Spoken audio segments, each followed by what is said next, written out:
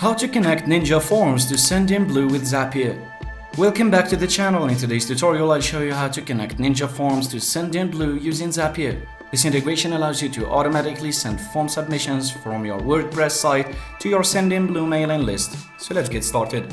First, ensure you have Ninja Forms installed and activated on your WordPress site. If you haven't created a form yet, go to Ninja Forms in your dashboard and click on Add New and build your form by adding fields like name and email. Save your form once you're done. Next, if you don't already have a Zapier account, go to zapier.com and open a free account. Once logged in to Zapier, click on Make a Zap in the top right corner and this will open the Zap creation interface where you can set up the connection between Ninja Forms and Sendinblue. Search for Ninja Forms in the Trigger app section. Select it and choose New Submission as the trigger event. Click on Continue and set it up.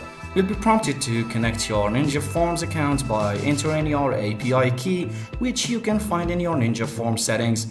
Now let's set up the action. Search for Sendinblue in the Action app section and select it. Choose Add or Update Contact as the new action event, then click Continue.